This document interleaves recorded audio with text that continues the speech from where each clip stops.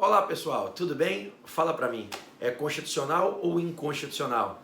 O artigo 7º da medida provisória 936, editada pelo presidente Bolsonaro no dia 1º de abril, que, dentre as muitas inovações que trouxe, veio possibilitar que os empregadores realizem negociações individuais com os trabalhadores sem a participação das entidades de representação coletiva da categoria, para possibilitar uma redução temporária do salário e da jornada de trabalho. Seria compatível com a nossa Constituição essa possibilidade de celebração do acordo individual, diretamente feito entre o empregador e o trabalhador, sem a participação da entidade de representação da categoria, sem a participação do sindicato, sem o caráter coletivo nessa negociação? Bom, a medida foi editada no dia 1º de abril, fazem 5 dias. Só para vocês terem uma ideia, foi ajuizada uma ADI imediatamente pela Rede de Sustentabilidade, a ADI 6363, e hoje, segunda-feira, dia 6 de abril, o STF já julgou, através de uma atuação do ministro Ricardo Lewandowski, o pedido de medida cautelar, em que na ADI, obviamente, se acusou a medida provisória de ser inconstitucional e houve o pedido de concessão da medida cautelar para suspender a aplicação das normas da medida provisória. Já lhe antecipando, antes de contar a historinha, já trazendo aqui o perfume da conclusão, o ministro Ricardo Lewandowski hoje concedeu a medida cautelar, mas não para declarar a inconstitucionalidade da medida provisória, e sim para tentar salvar os dispositivos dela, impondo uma interpretação conforme a Constituição, exigindo que a medida provisória seja interpretada da maneira como ele colocou, eu vou comentar aqui ao final, né, para que então se tente salvar a medida provisória e se tente dar uma conotação a ela que possibilite a aplicação da norma sem que haja aviltamento ao sistema constitucional. Hoje ele concedeu a cautelar para impor interpretação conforme a Constituição. Vamos entender o que está em jogo, do que se trata? Deixa eu tentar ser o mais didático possível, de uma maneira simples e objetiva, para não te cansar aqui. Bom, quando o presidente Bolsonaro editou a MP lá no dia 1º de abril, a intenção do governo, penso eu, posso estar errado, mas a intenção foi a de tentar criar mecanismos que evitem o desemprego em massa, que evitem demissões em massa. Só que talvez tenha pecado, apesar de uma boa intenção, por não ter agido de uma maneira mais antenada e, portanto, não obstante com a boa intenção, colidido com normas constitucionais, o que retira a validade. Caso se entenda de fato que é inconstitucional, se retira a validade da norma e ela não pode produzir efeitos, por ser incompatível com a Constituição. Ainda que você tenha uma boa intenção, é de sabença de todos nós, que se você, para alcançar sua boa intenção, passa por cima de uma norma constitucional, o que você faz sendo inconstitucional não tem autorização para produzir efeitos. É ato viciado, patologicamente contaminado, não pode produzir efeitos. E o que é que houve? O presidente veio permitir aos empregadores que durante esse momento de crise, oriundo do estado de calamidade, que foi decretado pelo Congresso Nacional de forma oficial, o decreto legislativo número 6 de 2020, durante a vigência desse estado de calamidade, algumas medidas possam ser tomadas por empregadores e empregados com o objetivo de preservar a manutenção dos empregos, com o objetivo de evitar demissão em massa, evitar que empregadores, pelas dificuldades que estão enfrentando, tomem a decisão de demitir seus empregados. A demissão do empregado ela é ruim para o próprio empregado, para a sua família, é ruim muitas vezes para o próprio empregador, que perdendo seus empregados, perde sua estrutura, desmorona a sua estrutura, o seu estabelecimento, a sua forma de negócio, mas é ruim para o país como um todo, é ruim para a sociedade. O desemprego aumentando no momento em que ele já vinha alto, gera um caos social de desdobramentos aqui que, se a gente for passar a analisar e comentar, essa live não acaba hoje. Então, o governo, preocupado diante dessa crise e da dificuldade que muitos empresários estão passando, o governo preocupado com a eventual demissão em massa, a enxurrada de demissões, ele vem tentando adotar algumas normas transitórias para serem aplicadas durante esse período, para com essas normas tentar preservar o emprego, preservar a renda dos empregados, que sendo demitido, perdendo seu emprego, ele vai perder a sua renda, vai perder a sua remuneração. Imagina você no momento como o país está atravessando agora, perder o seu emprego, ficar sem renda, sem salário. Então, com o objetivo de preservar o emprego e manter o acesso à renda, o governo vem tentando a implementação de algumas novas normas, não tenho dúvida, transitórias, para esse momento, para esse estado de calamidade. Só que, ao meu pensar, tem errado por falta de habilidade técnica. E, não obstante a intenção me parece ser boa, você não pode, porque tem uma boa intenção, passar por cima da Constituição. Você tem que entender, enxergar, descobrir, encontrar o caminho adequado para, sem violar o sistema normativo constitucional, implementar as medidas que você tem por escopo, implementar e alcançar os objetivos que você quer concretizar, mas sem violar a Constituição. E não é porque eu queira ou porque você queira, é assim que funciona a ordem jurídica. Se você faz algo com a melhor das intenções, mas violando a Constituição, e não se torna possível salvar o que você fez com a interpretação que torne o seu ato conforme, compatível à Constituição, o seu ato é nulo, o seu ato não pode produzir efeitos. São as regras do jogo desde sempre. Então, o que é que aconteceu no que tange a medida provisória 936, que foi objeto da ADI 6363, que hoje teve julgamento do pedido de medida cautelar?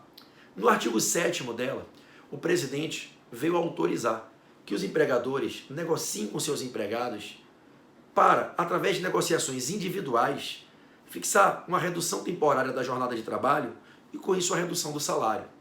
Qual é a intenção dessa medida? Possibilitar o empregador abdicar da escolha de demitir o empregado. Olha, não demita o empregado. Vamos fazer o seguinte, reduz a jornada de trabalho dele e reduz o salário.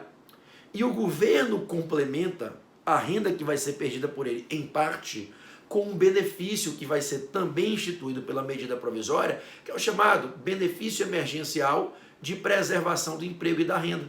E aí esse benefício é pago com dinheiro que vem dos cofres públicos da União, conforme determina o artigo 5º, parágrafo 1º lá da medida provisória, calculado levando como base de cálculo a referência do seguro-desemprego, como diz o artigo 6º da medida provisória. Então qual foi a ideia?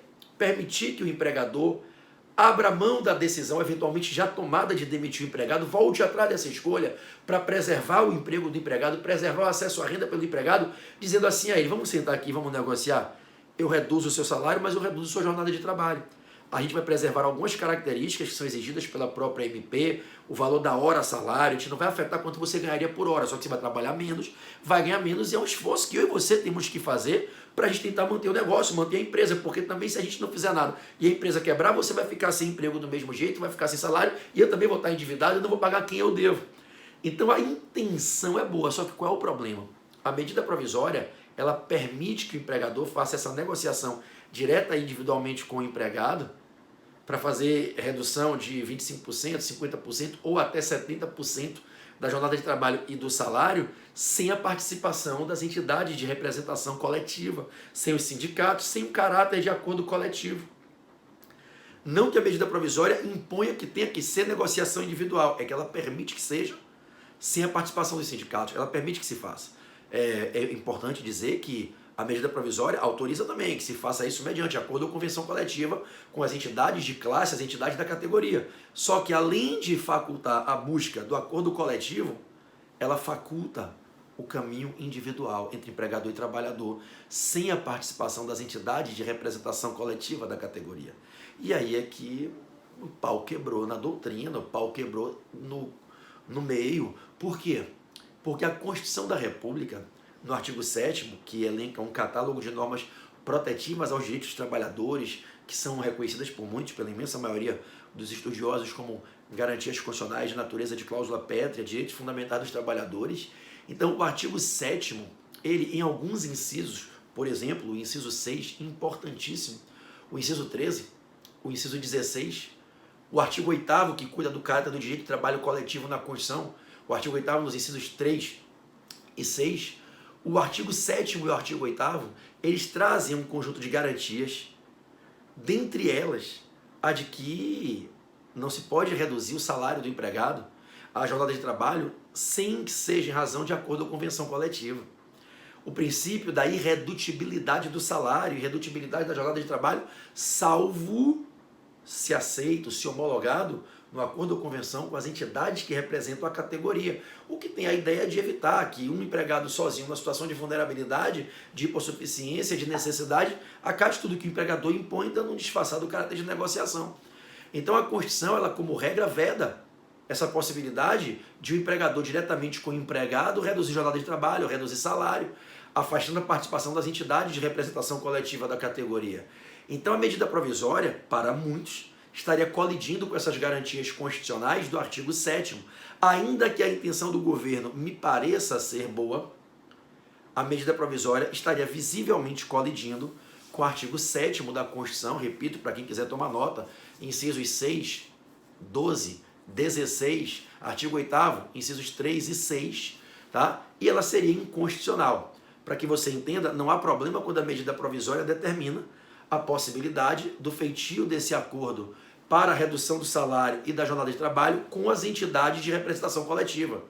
O problema não é fazer a redução do salário e a redução da jornada de trabalho, porque a própria Constituição autoriza que isso se faça excepcionalmente, se com as entidades de representação coletiva participando. O que a Constituição veda é o feitio dessa redução, a adoção dessa medida de redução do salário e da jornada individualmente na negociação direta entre empregador e o empregado, onde possivelmente muitos empregados ficam numa situação de total vulnerabilidade. Isso é para proteger os empregados. E a medida provisória veio autorizar o que a Constituição proíbe. Bom, diz a medida provisória, lá no também polêmico artigo 11, parágrafo 4º, que após feito o acordo entre o empregador e o empregado, esse acordo deve ser encaminhado, notificando-se o sindicato respectivo, para que num prazo de até 10 dias o sindicato verifique o que aconteceu e homologue. E aí, no imediato momento que a medida provisória foi publicada 5 dias atrás, expedida em 1º de abril, como já falei, a Associação Nacional dos Magistrados Trabalhistas, a ANAMATRA, a Associação Nacional dos Procuradores Trabalhistas, a ANPT, se manifestaram com textos muito bem feitos, defendendo que a medida provisória seria inconstitucional, e aí veio a ADI, a Ação Direta de Inconstitucionalidade, ajuizada no STF, a ADI 6363, com um pedido de medida cautelar imediata, liminarmente imediata, para suspender a medida provisória, por entender que não se pode fazer esse tipo de acordo sem a participação das entidades de representação coletiva. Ok? Ok. O ministro Ricardo Lewandowski, ao meu pensar, eu estou interpretando a decisão dele. A decisão tem 17 páginas, eu li 3 vezes a decisão antes de vir gravar esse vídeo para vocês. Conversei com alguns colegas do meio trabalhista, do meio constitucional. Me parece que o ministro Ricardo Lewandowski fez um esforço interpretativo, um malabarismo hermenêutico gigante para tentar preservar a medida provisória. Em parte do voto se percebe que ele deixa claro que seria, em tese, seria inconstitucional sim. Ele diz que para tentar afastar o vício de que padece a medida provisória da inconstitucionalidade, ele ia sugerir ali, ele ia tomar a decisão que fica submetida a uma confirmação do plenário, porque a medida provisória, a medida cautelar deferida por ele, como relator ali, de punho, ela vai ter que ser referendada pelo plenário. Então ele diz, olha, quem vai dar a palavra final em cima do que eu vou propor aqui é o plenário, mas eu vou fazer minha parte de tentar preservar a efetividade da medida provisória, tentando oferecer uma solução interpretativa que afaste o vício da inconstitucionalidade e não prejudique um empregador que está precisando adotar essa medida para não demitir o empregado e o empregado que não quer perder o emprego. Então o que é que fez o ministro Ricardo Lewandowski? Preste atenção aqui agora, hein? Ele não declarou a inconstitucionalidade da medida provisória. Ele sugeriu que a medida provisória seja interpretada por um caminho. E disse, se interpretar desse jeito, eu entendo que ela é constitucional, mas desde que seja interpretada desse jeito que eu vou falar aqui. Então ele sugeriu, ele fez uso do que a gente chama de princípio da interpretação conforme a Constituição, ou técnica da interpretação conforme, que é você olha para um texto, vê que interpretando de um jeito, ele fica inconstitucional, mas se você interpretar de outro, torna-se possível compatibilizá-lo com a Constituição, torná-lo em conformidade com a Constituição. Por isso, interpretação conforme. E o que é que o ministro Ricardo Lewandowski disse? Olha, vamos lá. A própria medida provisória diz lá no artigo 11, parágrafo 4º, que após ser feito o acordo individual, nos termos do artigo 7º, inciso 3 lá, a letra ABC, para reduzir em 25%, em 50% ou em 70% o salário e a jornada de trabalho proporcionalmente, o artigo 11 do parágrafo 4º diz, após ser feito o acordo de maneira individual, conforme indicado no artigo 7º, o acordo deve ser recomendado, encaminhado para o sindicato da categoria. E o que é que disse o ministro Lewandowski? Bom, não faz sentido acreditar que no artigo 11, parágrafo 4º, o legislador, e no caso aqui seria o presidente, o legislador, porque na verdade quem confirma a medida provisória é o Congresso, mas o legislador não estaria apenas mandando notificar o sindicato. Qual seria a lógica? Só informar? Não. Tem que haver alguma efetividade nessa norma, alguma importância prática. Então o que é que fez o ministro Lewandowski? Ele disse assim, vamos então imaginar que, na verdade, no artigo 11, parágrafo 4º, o que se quis dizer foi, sabe o acordo individual feito sem a participação das entidades de representação coletiva, autorizado lá no artigo 7º, no polêmico artigo 7º, que está sendo atacado aqui nessa ADI, e eu estou me vendo aqui numa sinuca, se eu não achar esse caminho, eu vou ter que declarar inconstitucional, e aí não vai poder ter esse tipo de acordo de forma individual? Sabe esse acordo? Quando o artigo 11, parágrafo 4º, manda comunicar à entidade de representação sindical, não é apenas para informar, é para pedir a ela que convalide. Então, o que é que disse o ministro Lewandowski? Que nós vamos interpretar o artigo 11, parágrafo 4º, de uma maneira para possibilitar que o artigo 7º seja salvo. O artigo 11 estaria, então, com o seguinte sentido: o acordo feito de maneira individual, sem a participação das entidades coletivas na negociação, autorizado pelo artigo 7º, não tem validade automática, ele depende da manifestação da entidade de representação coletiva. Então, quando o artigo 11, parágrafo 4º, determina que se notifique o sindicato, não é apenas para dar ciência informando, é para pedir a anuência. E aí o sindicato terá um prazo de 10 dias, que é o prazo previsto no próprio artigo 11, parágrafo 4º, para que nesse prazo de 10 dias possa o sindicato dizer, olha, realmente, o acordo não foi feito violando a dignidade do empregado, o acordo vai ser bom para o empregado, enfim, aí o sindicato vai se manifestar. O ministro Lewandowski, ao meu pensar, nessa decisão, ele foi tão inteligente para o fim que ele queria, que era salvar a medida provisória, de uma maneira a não prejudicar o empregado e nem retirar do empregador a chance de fazer esse acordo individual, que ele disse assim, eu sei que vai ter sindicato que não vai se manifestar. Então, o que é que fez o ministro Lewandowski? Ele determinou que a gente entenda que quando o artigo 11, parágrafo 4º, diz que é para comunicar ao sindicato do acordo feito de maneira individual, sem participação das entidades de representação coletiva, é para o sindicato em até 10 dias se manifestar, mas se o sindicato entender que está bom o acordo, não precisa se manifestar expressamente. Passados os 10 dias, o sindicato ficou em silêncio, isso é considerado anuência, é como se o sindicato tivesse concordado, e aí o acordo ganha a sua eficácia.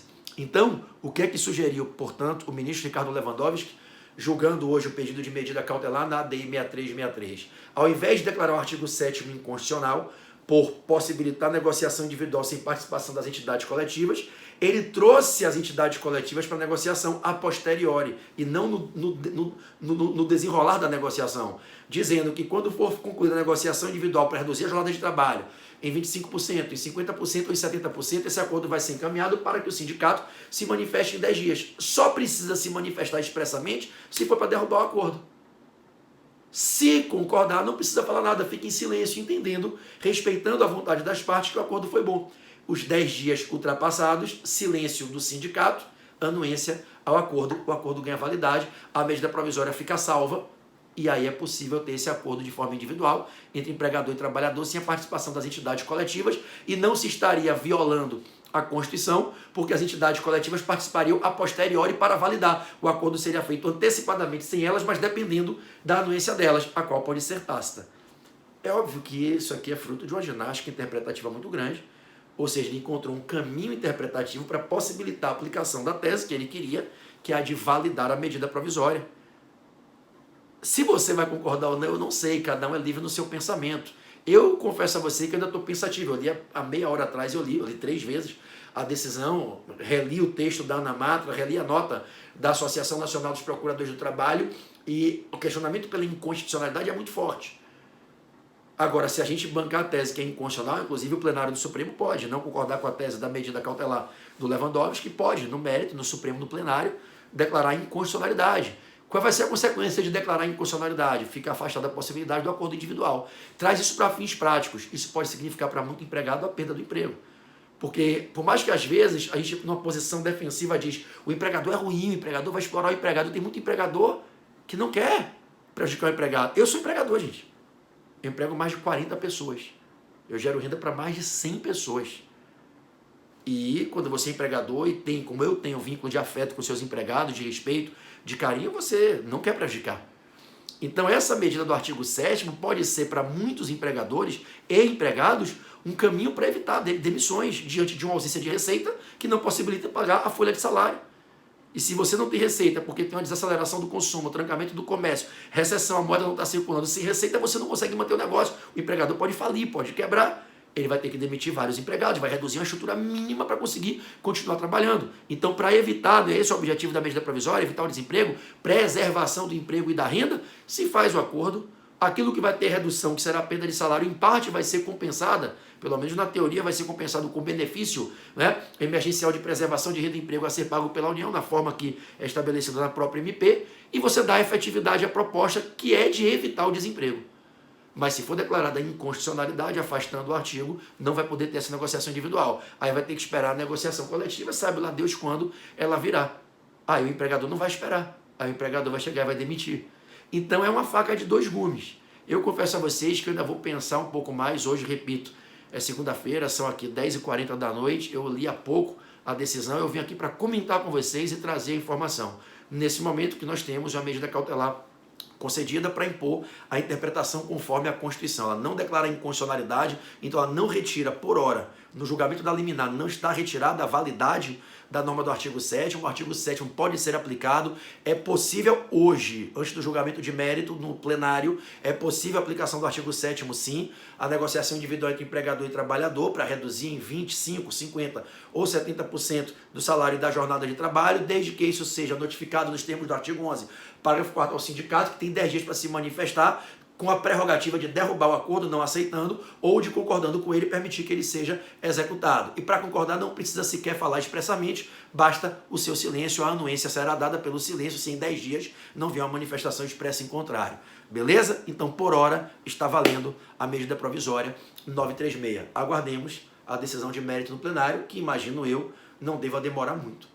Estamos juntos? Que Deus abençoe a todos. Se você ainda não é seguidor aqui do canal, eu peço a você que siga, eu vou ficar muito honrado se você puder clicar nesse botãozinho aqui, ó, inscrever-se e fizer a sua inscrição, fazendo parte dessa família de amigos que pensam o direito, mesmo os que não são do direito, mas se preocupam com a boa aplicação do direito no país.